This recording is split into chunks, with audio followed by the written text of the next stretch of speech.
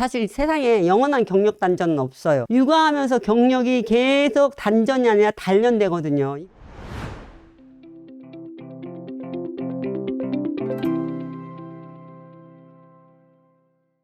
켈리씨 여러분 안녕하세요. 저는 매년 3월 8일 국제 여성의 날 때마다 강연을 진행하고 있습니다. 여기 보이는 재작년과 작년에 진행한 강연도 많은 분들이 너무 좋아해 주셨는데요. 너무 감사합니다. 많은 분들이 여성의 날을 여성의 인권을 주장하고 있는 것으로 보고 너무 극단적이다, 꼭 그렇게까지 주장해야 하나 하고 무관심하거나 좋지 못하게 보시는 분들도 있을 수 있겠지만, 저는 여성의 날은 수고했던 나를 축하하는 날이라고 생각해요. 엄마로서, 커리어 우먼으로서, 딸로서, 며느리로서 수고한 나에게 칭찬 한번 해주시면 좋겠습니다. 사실 저는 그렇게 생각해요. 여성은 여성으로서 참 멋있고 남성은 남성으로서 참 멋있다. 그래서 뭐 여기에는 의아래는 없지만 각자의 자기 역할을 좀 만족했으면 좋겠어요. 사실 제가 이제 유럽에서 살다 보면 영국 같은 경우 보면 동등한데 성별의 차이가 없어지는 듯한, 그러니까 어떻게 보면 여성은 좀 더 남성화를 주장하는 것처럼 들리거나, 또는 남성은 또 그래서 좀 더 여성화되는 것처럼 비춰질 때도 사실은 있습니다. 그래서 사실 우리 한국 여성들도 젊은 제 조카들을 이렇게 보면 되게 동등해졌어요. 오히려 여성분들이 더 막 이렇게 좀 강해진 경우도 있고 동등해진 거는 있습니다. 그렇지만 저는 정말 제가 여성으로서 섹시한 저가 좋고요.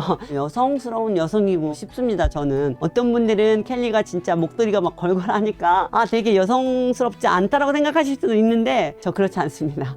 여성스러운 것을 참 즐기고 행복해하는 건데요. 항상 누누이 얘기하지만 뭐 정답은 없습니다. 오로지 자기에게 맞는 해답만 있을 뿐이지. 그래서 저는 그렇게 생각을 합니다. 그래서 오늘은 진짜 여성으로서 어떻게 여성성을 지키고 재미있게 육아도 잘하고, 요즘 대세인 여성도 자기 안데펀던트, 금정적으로 독립도 하고, 즉 내일도 잘하고, 뭐 여성으로서 남편한테 사랑도 받고 또 사랑해주고, 그런 거 오늘 좀 얘기 좀 해보고 싶습니다. 만삭의 상태에서도요, 저 맨날 해외 출장 다니고 진짜 열심히 살았습니다. 저는 이때는 육아와 일 외에는 아무것도 하지 않았습니다. 이 영상을 보시는 여성분들도 마찬가지라고 저는 생각합니다. 이렇게 수많은 댓글들을 봐주세요. 와, 정말 많은 분들이 고민과 질문을 남겨주셨었는데요. 이렇게 많은 분들을 보고 저는 꼭 해드리고 싶은 말들이 너무 많았습니다. 오늘 모두 답변을 드릴 수 있도록 한번 해보겠습니다. 일도 해야 하고 육아도 해야 하고 시간이 없을 때는 어떻게 해야 할까요?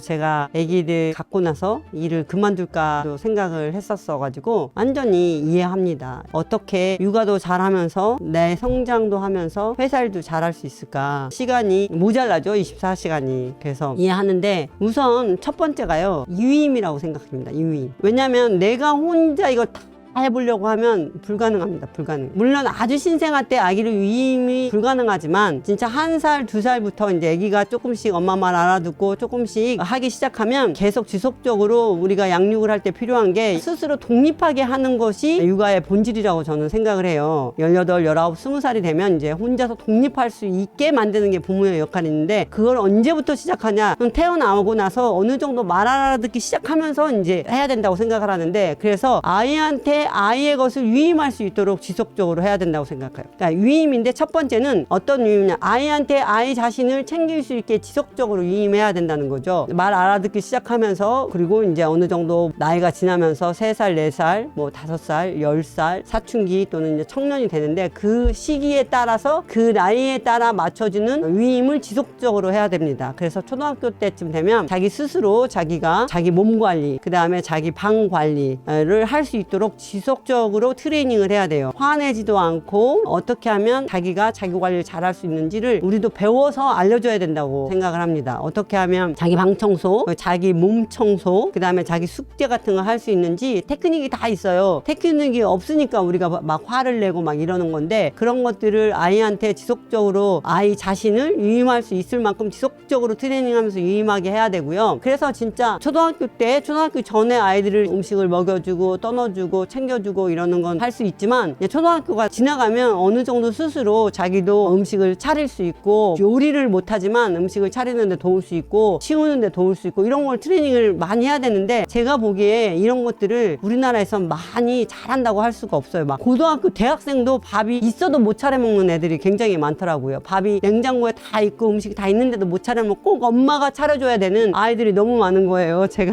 제 주변에서 보면은 이렇게 하면 안 된다고 생각해요. 아이들 스스로 독립할 수 있게 만드는 게 우리 역할이니까. 그리고 이제 두 번째 이유는 이제 배우자한테 해야 되죠. 물론 대부분의 아이 육아는 사실은 진짜 뭐니 해도 엄마가 많이 할 수밖에 없습니다. 엄마가 배 안에서 길렀고 엄마가 낳았기 때문에 엄마가 일을 해도 남편이 굉장히 많이 도와준다는 표현을 하잖아요. 엄연한 남편의 일이라고 우리는 생각할 수 있지만 남편들은 그게 좀 잘 안 되는 것 같아. 도와준다고 생각을 하는데 도와줘도 여자들의 할 일이 되게 많은데 이 남편한테 화내지 않고 지속적으로 위임을 해야 돼요. 우선 육아를 하기 위해서 뭐 청소를 한다거나 쓰레기를 버린다거나 그리고 아이들 숙제를 봐준다거나 뭐 또는 아이들 음식을 차려준다거나 다양하게 아이들 육아를 남편한테 위임을 할 수 있도록 지속적으로 남편도 트레이닝 해야 돼요. 도와달라고 하면 한 번 도와줘. 그리고 지난주에 쓰레기 버려줬잖아. 지난주에 내가 뭐 해줬잖아. 뭐 이런 식으로 하는데 그때 또 무슨 소리야? 육아는 함께 하는 거지. 왜 뭐 도와줬다는 표현을 해? 내가 그럼 도와줄게 자기를. 자기가 해 육아. 내가 도와줄게.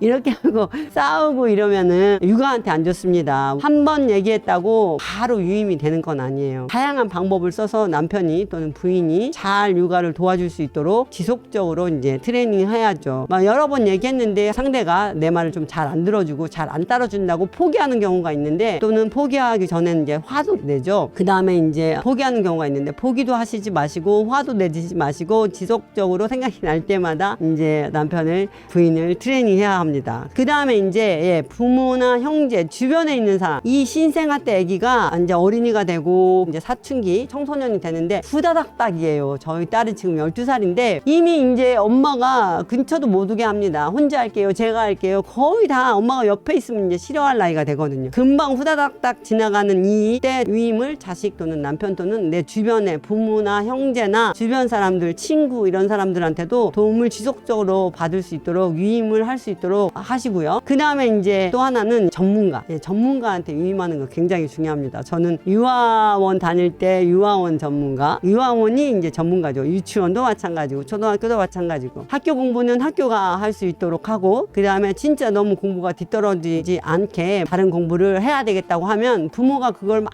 자꾸 싸우면서 하시지 마시고 좀 위임할 수 있으면 위임을 해야 된다고 생각해요. 전문가한테. 일하다가 바쁘니까 집안 청소나 큰 대청소 같은 거 청소기 돌리고 빨래하고 다리미하고 이런 거는 일주일에 최소한 한 번이라도 도우미님이 도움을 받아가지고 이제 집안 청소를 한 번이나 두 번이라도 좋으니까 위임을 할 수 있어야 됩니다. 그래서 진짜 전문가에게 위임을 하고요. 그럼 어떤 분들이 이렇게 얘기할 수 있어요. 아니 내가 월급 얼마 되지도 않는 돈을 받으면서 어떻게 전문가 도우미를 써? 아니면 학원비를 내줘? 뭐 이렇게 생각하실 수 있는데 이때 아까 말씀드렸지만 후다닥 지나가요. 저는 이렇게 생각합니다. 거의 대부분의 월급을 집안 살림하고 애들 학원비에 쓸 바에 차라리 내가 회사를 그만두고 이걸 하지 하시는 분들이 있는데 뭐 그래도 괜찮죠. 뭐 그렇게 결정해서 내가 그렇게 하고 이제 내 개인보다는 우리 자녀들을 위해서 일을 그만두시고 이제 일시적으로 경력 단전이 될 수도 있죠. 사실 세상에 영원한 경력 단전은 없어요. 육아하면서 경력이 계속 단전이 아니라 단련되거든요. 이거 진짜 아무나 할 수 있는 게 아니거든요. 어느 정도 애들이 크면 다시 이제 내 일을 찾으셔도 되지만 저는 만약에 그게 아니라면 월급이 일시적으로 내가 거의 대부분의 월급이 이런 거에 든다고 하더라도 저는 괜찮다고 그 일시적으로 내 월급이 다 소모되더라도 전문가의 도움을 받아야 된다고 생각해요. 월급이 얼마 안 되니까 내가 진짜 막 청소하고 뭐하고 막 너무 힘들게 하면 육아한테 너무 안 좋아요. 애들이 엄마가 너무 힘들어하고 엄마가 행복하지 않잖아요. 아빠가 행복하지 않잖아요. 자식들이 행복하기가 쉽지는 않겠죠. 당연히 아이들은 부모가 거울이래잖아요. 그래서 어느 정도는 전문가에게 위임을 하셔야 된다고 저는 생각하고요. 그리고 나서 이제 내가 내 일을 잘 하다 보면 월급은 분명히 오릅니다. 그렇기 때문에 몇 년 동안 일시적으로 그렇게 돈을 저축하지 못하더라도 하시면 좋고, 그러니까 월급은 계속 오르니까 내가 이럴 바에라고 생각하고 그만둬버리면 여기서 이제 완전히 스톱이 되고 다시 시작하기가 굉장히 어렵거든요. 그래서 굉장히 많은 엄마들이 다시 이제 아이들을 어느 정도 양육하고 사회로 나오기 굉장히 힘들어 하시고 하고 그때 그 일을 다시 하지 못하는 부모들이 굉장히 많거든요. 그래서 전문가에게 위임을 합시다. 이렇게 위임을 해가면서 이 4가지 방법으로 내 시간을 되도록이면 확보를 하면서 하셔야 돼요. 위임을 하면서 내 시간을 굉장히 확보를 저는 많이 했었습니다. 그 다음에 이제 회사 안에서도 마찬가지예요. 회사 안에서도 어느 정도 내가 이 일을 하면 회사 안에서도 지속적으로 내가 혼자 뭘 다 하려고 하지 않고 꼭 내가 필요한 거 하면서 나머지 것들은 이제 위임을 할 수 있도록 회사 안에서도 저 나름대로 노력을 많이 했거든요. 그래서 회사에서도 저 사람이 아기 키운다고 회사 일을 제대로 못하는구나 이런 얘기 한 번도 들어본 적이 없고요. 집에서도 우리 딸이 엄마가 부족해서 또는 부인이 제 일을 다 못해서 이런 식의 얘기는 별로 들어본 적은 없었던 것 같아요. 왜냐하면 양쪽 다 제가 노력을 했거든요. 저는 3마리 토끼를 잡으려고 정말 많이 노력을 했어요. 왜냐하면 아이도 잘 키우고 내 직장도 잘 다니고 또 남편한테 섹시한 부인 악착같이 막 사업하는 이런 말고 회사에서는 정말 멋진 파트너 역할을 하고 아이한테는 멋진 엄마였지만 남편한테는 정말 섹시한 부인이고 싶었거든요. 그래서 어쨌든 제가 이런 것들을 공부를 하면서 왜냐하면 이게 공부하지 않고 어느 날 갑자기 이걸 다 해내기가 굉장히 쉽지 않더라고요. 그래서 저는 저랑 비슷한 일을 이미 해봤던 사람들의 책을 읽고 육아 관련한 책도 읽고 부부 관련한 책도 읽고 그러면서 또 사업하는 그런 것도 롤모델에게 이렇게 함께 배워서 여기까지 왔습니다. 어쨌든 저는 되게 만족합니다. 그럼 이미 직장을 그만두신 가정주부분들께는 어떤 조언을 주실 수 있나요? 이미 육아를 하시려고 직장을 그만두신 분이라면 저는 진짜 육아를 전념할 것 같아요. 저도 그렇게 생각하거든요. 아이가 태어나서 3살까지는 진짜 엄마가 옆에 있으면 애들이 정말 자존감 있고 정말 괜찮은 애로 잘 성장할 수가 있다고 생각하거든요. 가능하다면 5살까지는 부모가 해주면, 왜냐하면 아이들은 3살에서 5살 사이에 마인드셋이 한 70-80%는 이게 성장이 이제 다 됐다고 하더라고요. 그래서 그때가 가장 어떻게 보면 중요한 시기니까 부모가 옆에 있는 건 굉장히 좋은 것 같아요. 그것도 전문가가 되도록 했으면 좋겠어요. 그냥 내가 육아 보조가 아니라 다른 직장을 다니면서 육아를 하시는 엄마들보다 어떻게 하면 더 똑똑하게 육아를 더 잘하는지 이런 책도 좀 보시고 공부해가면서 아이들에게 더 전문가적으로 할 수 있으면 좋을 것 같아요. 저 같으면 더 많이 공부하고 아이들의 뇌는 어떻게 발달할까, 지금 아이들이 해야 되는 건 뭘까, 더 많이 놀아주고 더 많이 하는 것에 집중할 것 같아요. 그래서 육아 때문에 일은 포기하지 않는 게 정말 좋을까요? 인생에 정답은 없습니다. 정답. 각자에 맞는 해답만 있을 뿐입니다. 그래서 육아를 하기 위해서 직장을 그만두셔도 직장을 가지셔도 저는 본인에 맞게 본인이 원하는 거였으면 아이들은 잘 따라와 줄 거라고 저는 생각해요. 그래서 이게 맞다 아니다라고 하는 것이 아니라 켈리는 정말 인생이 중요한 게 뭐냐면 경제적인 독립을 하는 것이 정말 중요하다고 생각을 합니다. 각자가. 남편이 아무리 돈이 많아도, 부인이 아무리 돈이 많아도, 부모가 아무리 돈이 많아도 자기 스스로 자기가 경제적 독립을 하지 않고, 그리고 더 나아가서는 경제적 자유를 자기 스스로 하지 않는다고 하면 좀 불안할 것 같아요. 그래서 여자도 또는 엄마도 또는 아빠도 이렇게 자기 직업이 또는 자기 스스로 독립할 수 있는 그런 게 있었으면 좋겠어요. 그런데 또 거꾸로 남편이 사업을 해서 돈이 굉장히 많아. 그러면 이제 남편이 일을 해서 내가 또 꼭 돈을 벌지 않더라도 남편이 또는 부인이 돈이 많으면 그 일부가 내 거죠. 이건 계약이나 마찬가지고 이제 이거를 법적으로 해놔야 된다고 생각해요. 그냥 남편이 돈 많으니까 내가 그냥 얹혀 사는 것이 절대 아니라 내가 육아를 하면서 남편이 번 돈의 일부를 내 거라고 생각하시는 거 외에는, 또는 부인도 마찬가지고요. 그 외에는 자기가 직업을 가져야 된다고 저는 생각하기 때문에 저는 진짜 한 가지도 포기하지 말아야 된다고 생각을 했었어요. 3마리 토끼를 잡아야 된다고 생각했죠. 그래서 지금도 그 후회하지 않고 있고요. 그래서 사실은 자녀 때문에 이제 일을 그만두신 엄마들 너무너무 좋습니다. 너무너무 좋고요. 그런데 또 이 엄마들이 나중에 또 자녀가 커면 돈 들어갈 때가 되게 많아가지고 또 엄마들이 그것 때문에 또 힘들어 하시는 분들이 있어요. 그래서 만약에 이것도 잘 보셔야 돼. 애들한테는 진짜 이상적인 거는 0살에서부터 3살까지 아이를 위해서 있어주고, 한 3살 때쯤에는 진짜 전문가한테 위임을 하면서 나는 이제 직업을 가지면서 내가 보낼 수 있는 최대한의 시간을 아이와 일과 아이 일, 저는 그렇게 해서 아이 육아와 내 일도 잘했고요. 지금은 이제 아이가 저를 필요하지 않게 돼요. 7살만 지나면요, 아이들이 자기네가 필요할 때만 엄마 찾고 엄마가 옆에 매번 있어주면 싫어합니다. 그래서 저 시간이 충분히 많아졌어요. 그래서 되게 아이러니컬한 게 뭐냐면, 진짜 아이 때문에 직장을 그만뒀는데 또 아이 때문에 후회하는 부모들이 있으니까 어느 쪽이 맞는지 잘 판단하시고 하시면 좋겠어요. 왜냐면 애들이 돈 들어갈 때가 한두 간데가 아니거든.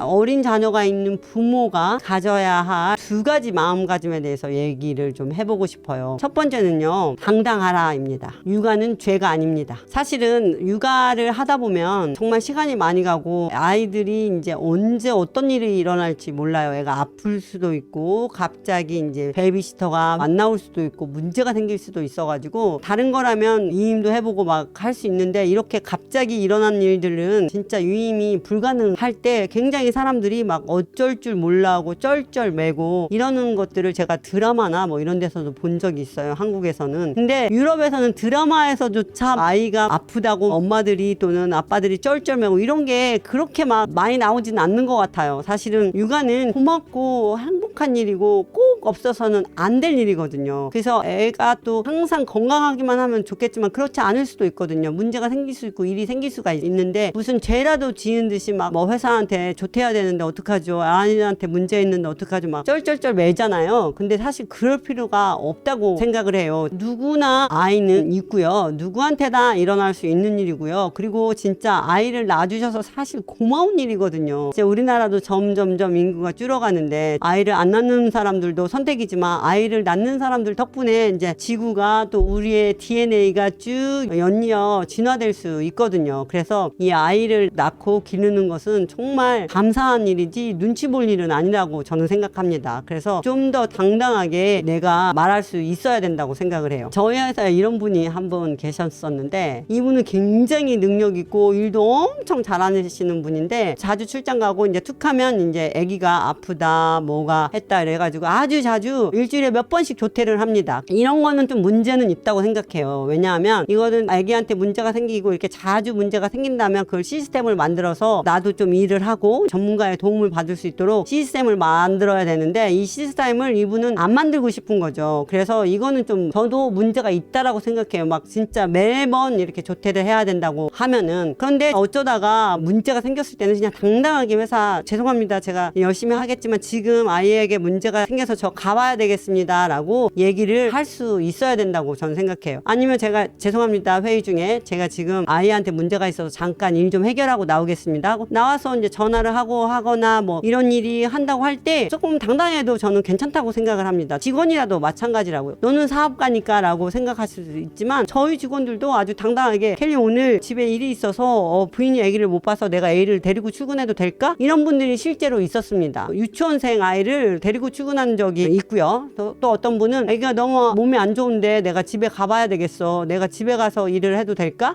당연히 집에 가서 일을 해도 돼, 가봐 라고 저도 얘기한 적이 있거든요. 그래서 아기를 키우는 거는 당당하게 할 일이고, 자주 문제가 생기는 거는 이제 시스템을 잘 만들어서 일할 때는 일을 할 수 있도록 하시면 너무 좋겠습니다. 두 번째는요, 즐겨라입니다. 인생은요 숙제가 아닙니다. 일하는 것도 육아를 하는 것도 숙제가 아니에요. 이건 진짜 내가 하고 싶어서 하는 거잖아요. 내가 행복하기 위해서 하는 거잖아요. 그래서 즐겨야 된다고 생각해요. 아이들한테 똑같은 거 100번 얘기해야 되고 아이들한테 항상 옆에 있어줘야 되고 몸이 힘들지만 그래도 이 시간 후다닥 가요. 진짜 빨리 가요. 이때 이 시간을 즐겨야 된다고 생각해요. 일도 즐기고, 일도 나를 위해서 하는 거니까 일도 어떻게 하면 더 재미있게 나만의 방식으로 재미있게 할 수 있는지 지속적으로 자기 자신을 돌아보면서 자기가 즐길 수 있는 방법을 찾아가면서 일을 하시고, 육아도 어떻게 하면 재미있게 육아를 할 수 있는지를 계속 공부해 가면서 자기 내면을 들여다보고 자기 내면을 공부해 가면서 육아에 몰두할 수 있도록 하시고요. 그러면서 되도록이면 시간 확보하시고 자기 건강관리, 자기가 행복한 방법을 계속 연구해서 즐기면서 해야 됩니다. 저는 그렇게 생각했어요. 왜 너무 힘들어도 어떻게 하면 이 일을 즐겁게 할 수 있을까? 너무 즐겁더라고요. 저는 사실 아기가 안 컸었으면 좋겠더라고요. 아기가 안 크고 좀 천천히 컸었으면, 애가 너무 늦게 하나라서 그런지 빨리 안 컸었으면 좋을 정도로 진짜 즐기려고 하니까 즐겨지더라고요. 분명히 육아도 즐길 수 있다. 지금 막 육아 때문에 너무 힘드신 분이 있으시면 뭐가 문제지? 어떻게 하면 내가 육아를 즐길 수 있을까? 무슨 방법이 있을까? 육아를 즐기는 방법이 있을까? 나도 즐겁고 아이들도 즐겁고 뭔가 방법은 있다. 여러분이 지금 이 순간 그 방법을 모른다고 하더라도 방법이 없는 거는 아니다. 여러분들의 선배님들이 분명히 그 자리를 지나왔을 거예요. 그러니까 그 방법을 찾아서 공부하겠다라는 마음가짐으로 즐기면서 하셨으면 좋겠습니다. 그래서 켈시 여러분, 오늘 제가 하고 싶은 거 정말 한 가지, 우리가 우리 잠재의식에 좀 집어넣는 그런 시간은 가졌으면 좋겠는데요. 이 이야기를 하고 싶어요. 나는 있는 그대로의 나를 사랑하고 내 역할을 사랑합니다. 여러분 댓글에 한 번씩 써봐 주세요. 그래서 여러분이 진짜 여러분의 잠재의식에 이거를 좀 집어넣는 시간이 되었으면 좋겠습니다. 저는 사실 제 역할이 너무너무 좋습니다. 여자라는, 엄마라는, 부인이라는, 어느 기업의 오너라는, 그리고 내가 할 수 있는 것들을 정말 저는 즐기고요. 재미있습니다. 그리고 여자라는 걸 너무너무 저는 사랑하고 즐깁니다. 그래서 여러분들도 지금 어디서 어떤 역할을 하고 계신지 그 역할을 즐기셨으면 좋겠습니다.